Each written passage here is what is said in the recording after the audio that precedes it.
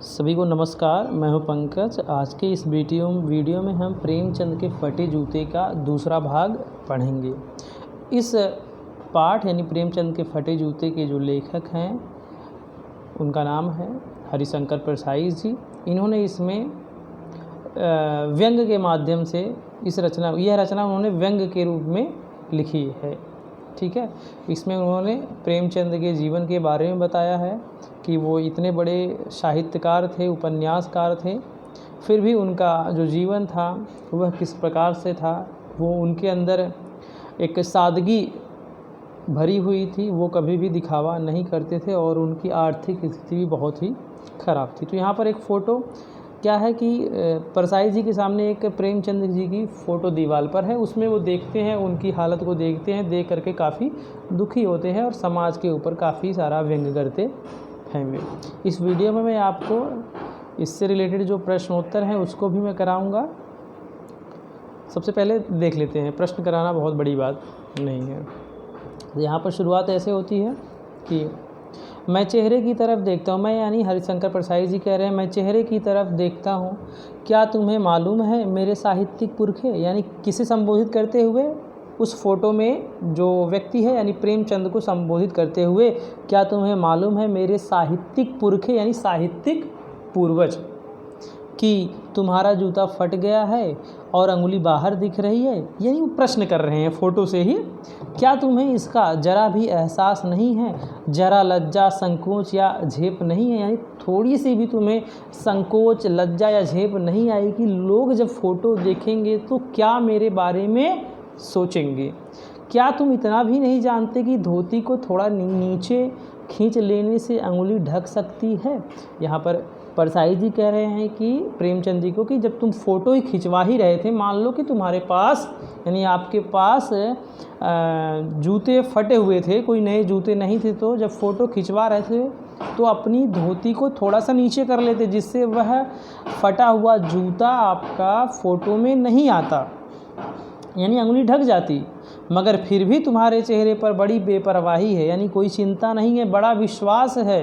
यानी जूते फटे होने से आपको थोड़ी सी भी लज्जा, थोड़ी सी भी शर्म नहीं आ रही है, आपके अंदर बहुत ही आत्मविश्वास दिख रहा है।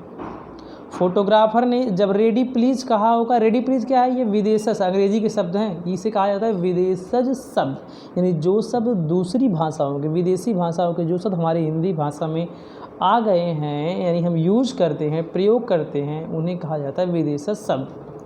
रेडी प्लीज़ कहा होगा तब परंपरा के अनुसार तुमने मुस्कान लाने की कोशिश की होगी। यानी जिस प्रकार से परंपरा के अनुसार, जिस प्रकार से आम लोग यानी लोग जब फ़ोटो खिंचाने जाते हैं तो थोड़ा सा सोचते हैं कि फ़ोटो में मुस्कान भी आए, तो उसी तरह से आपने भी, लेखक ने कहा होगा तो आपने भी कोशिश की होगी।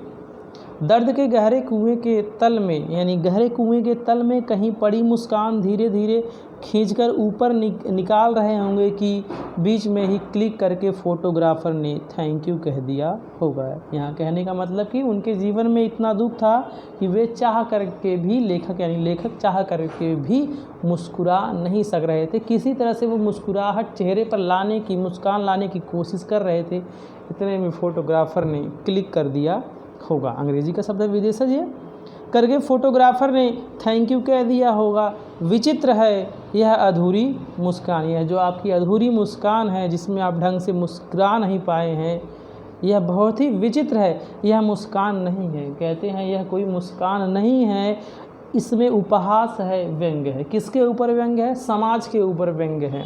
जो लोग इतने बड़े साहित्यकार को नहीं समझ पाए, एक मान सम्मान नहीं दे पाए, ऐसे लोगों के ऊपर यह व्यंग है। ये कोई मुस्कान नहीं है कि एक इतने बड़े साहित्यकार, इतने बड़े उपन्यासकार की हालत ऐसी है कि जिसे ठीक ढंग से कपड़े पहनने को नहीं मिल रहे हैं, ऐसे लोगों पर यह व्यंग है।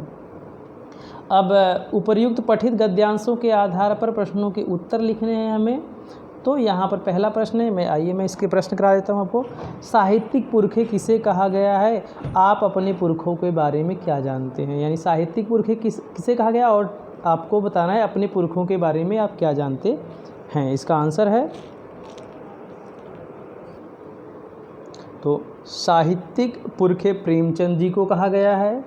और फिर बताना था कि अपने पूर्वजों के बारे में, आपके पूर्वज क्या करते थे, तो हमारे पूर्वज खेती किया करते थे। मान लो किसी के पूर्वज और कोई व्यवसाय क्या करते हों, या फिर किसी के पूर्वज जो है कि बकरी पालन, किसी के पूर्वज जो है कि गाय भैंस का पालन करते थे। ये सब चीज़ें आप लिख सकते हो। प्रश्न दूसरा है, दूसरा प्रश्न, लेखक को प्रेमचंद की मुस्कान में क्या दिखाई देता है? इसका आंसर है, दूसरे का आंसर हो जाएगा, लेखक को प्रेमचंद की मुस्कान में उपहास एवं व्यंग दिखाई दिया, या फिर दिखाई देता है, पूर्ण विराम यहाँ पर लगा लीजिएगा। प्रश्न तीसरा, लेखक के अनुसार प्रेमचंद ने फ़ोटो क्यों खिंचवाया होगा? आप अपनी फ़ोटो कब खिंचवाते हैं? यानी लेखक ने कब खिंचवाया होगा, यानी फ़ोटो क्यों खिंचवाया होगा, आप अपनी फ़ोटो कब खिंचवाते हैं? दो बार। तीसरे का आंसर हो जाएगा, लेखक के अनुसार प्रेमचंद जी की पत्नी ने उनसे फ़ोटो खिंचवाने के लिए आग्रह किया होगा, इसलिए प्रेमचंद ने फ़ोटो खिंचवाया होगा। ये हो गया। अगला बताना था, आप क्यों कब खिंचवाते हैं? हम शादी, पार्टी या फिर कहीं घूमने जाते हैं तो फ़ोटो खिंचवाते हैं।